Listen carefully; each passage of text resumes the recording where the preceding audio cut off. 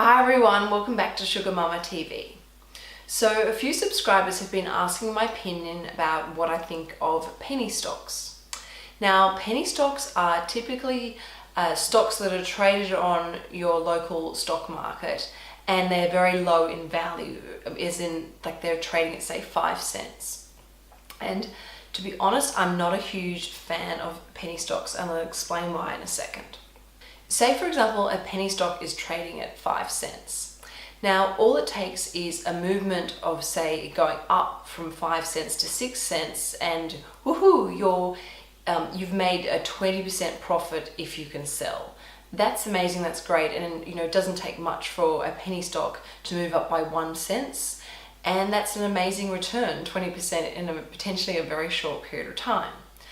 But the pendulums can swing both ways. That penny stock could also go down 20% by moving 1 cent. And to me, that's a very high level of volatility and a lot of risk which I wouldn't personally feel comfortable taking on. Problem with penny stocks is liquidity.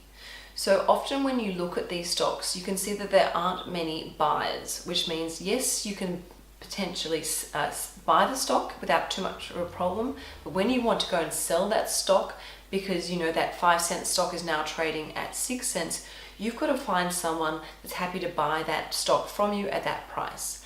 And there tends to be not many buyers, which means even though the stock may have gone up in value, you can't actually get rid of the stock, which means you can't actually capitalize or crystallize that profit that you've just made.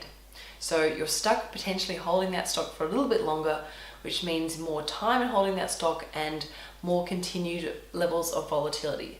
So that stock could continue to move up or it could continue to move down. But again, I'm personally not comfortable with that risk, but it might suit you.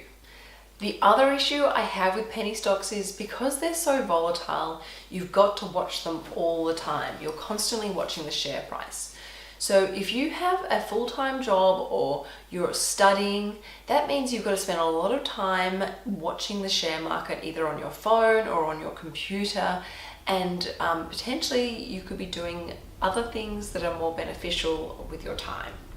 So overall, penny stocks are not my cup of tea. You definitely will not find them in my personal portfolio or in the $1,000 project portfolio. They come with a large amount of risk. Yes, there potentially is a huge reward, and some people are very, very clever at trading penny stocks, and they know how to pick a winners and they know what losers to stay away with. But if you are really keen and enthusiastic about having penny stocks in your portfolio and you like the rush and the excitement of penny stocks and gambling in the casino isn't your thing, well then sure, go ahead if that's what you want. But my advice to you if that's the case is limit your portfolio to that. So say for example, you take 5% of your portfolio and you invest that in penny stocks or whatever percentage you feel comfortable with. But make sure that boundary is set in place firmly and don't exceed that percentage.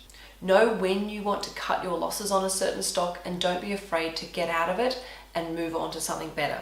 And at the end of the day, if you find investing in penny stocks too stressful, don't even bother, just focus on buying long-term capital growth, passive income, dividend paying stocks. That's it for this video. I hope it helped, and I will see you next week on Money Monday or on Thursday for Lifestyle Love. Don't forget you can follow us on Facebook and Instagram and subscribe to the official Sugar Mum website as well as subscribing to this YouTube channel. I'll see you next time. Ciao for now. Bye.